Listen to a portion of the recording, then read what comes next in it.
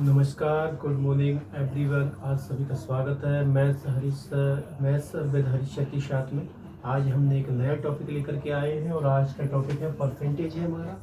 Percentage में क्या होता है इसके बारे में हम जानकारी करेंगे। ये सबसे पहले हम बता दें कि परसेंटेज है कॉम्पिटिटिव एग्जामिनेशन में सभी में आता ही आता है, चाहे रेलवे हो, यूथ पुलिस हो, आरपीएफ हो, लेखपाल किसी भी हो, सभी में आ ही रहा है, इसमें से पूछा ही जाता है।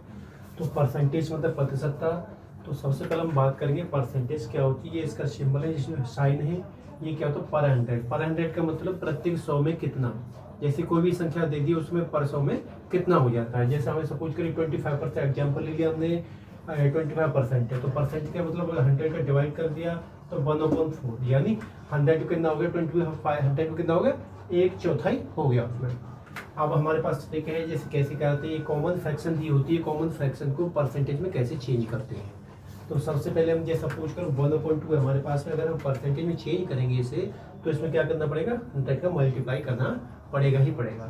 ये हो जाएगा 100 का मल्टीप्लाई करें 50% हो जाएगा। अगर ये 1/3 है हमारे पास में, इसमें 100 का मल्टीप्लाई करते हैं तो इतना परसेंटेज प्राप्त होगा हमें।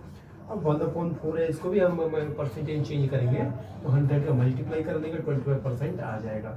ये 1/5 है, 100 का मल्टीप्लाई 20% हो जाएगा, 1/8 है 12.5% हो जाएगा। जैसे हम कॉमन फ्रैक्शन को हमने परसेंटेज इस टाइप से हम 100 का मल्टीप्लाई कर देते हैं। सपोज करो परसेंटेज को हम कॉमन फ्रैक्शन में परिवर्तन करना चाहते हैं, कन्वर्ट करना चाहते हैं तो क्या करना पड़ेगा?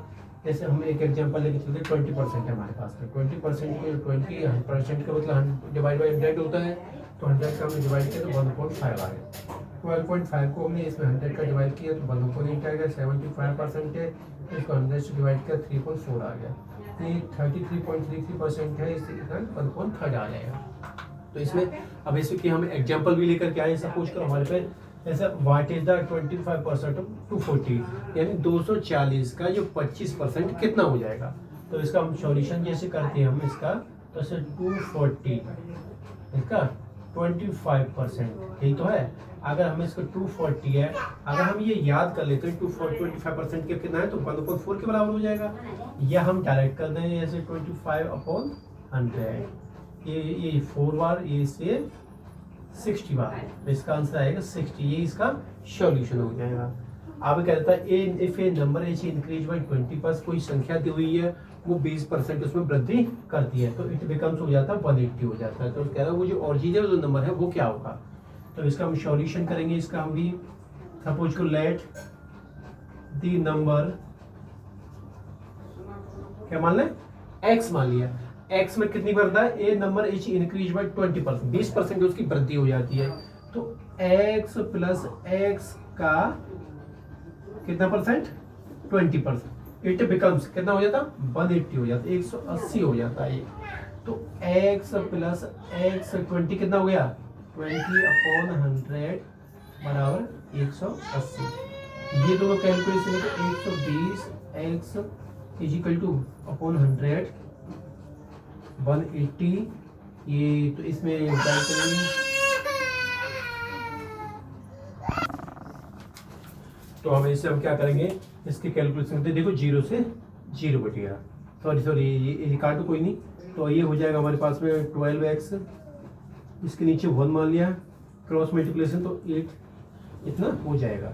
x बराबर होगा 1800/12।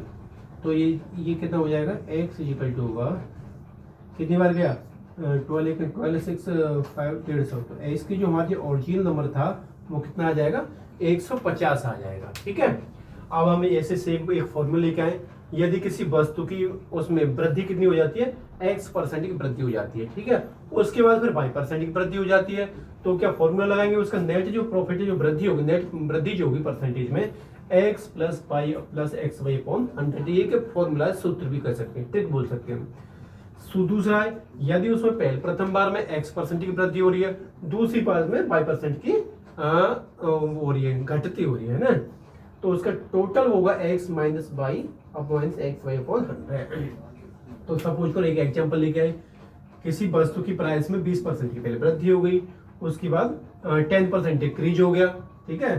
तो फाइनल नेट प्रॉफिट क्या होगा? तो उसका ये सॉल्यूशन जो होगा, देखो हमारा x बराबर क्या है? 20, y बराबर क्या है? 10। फॉर्मूला कौन सा ले ले, एक्स प्लस वाई,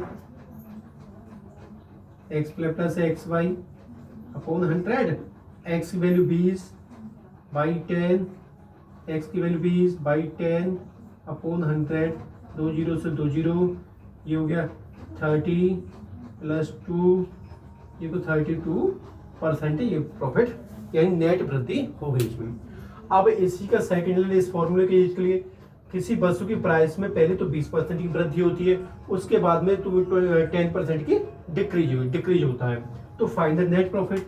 तो वही है सॉल्यूशन, हमारे x बराबर कितना है 20 है, y बराबर क्या है 10 है, लेकिन डिक्रीज है, ठीक है। डिक्रीज में कौन सा लेगा, x minus y minus x y upon 100, x की वैल्यू 20, y की value 10 minus 20 into 10 upon 100, 2 zero, ठीक है। 10 में से 20 में से 10 गए तो 10 बचे, माइनस 2 और चले जाएंगे तो ये कितना आ जाएगा 8% की डिक्रीज हो जाएगा। तो आज की जो सॉल्यूशन है ये आज का हो गया, ठीक है, और आगे की भी करेंगे। तो आज ही हम ये आज परसेंटेज को लेकर गए थे, आज हमारा पहला वीडियो परसेंटेज पर। अगर ये वीडियो हमारे आज को आपको पसंद आता है, लाइक करते हैं तो इसे लाइक करना, सब्सक्राइब करना न भूलें। तो आगे की इससे आगे की जानकारी के लिए हम मिलते हैं अगले एपिसोड में, अगले वीडियोज में। तो उसके लिए बहुत बहुत धन्यवाद।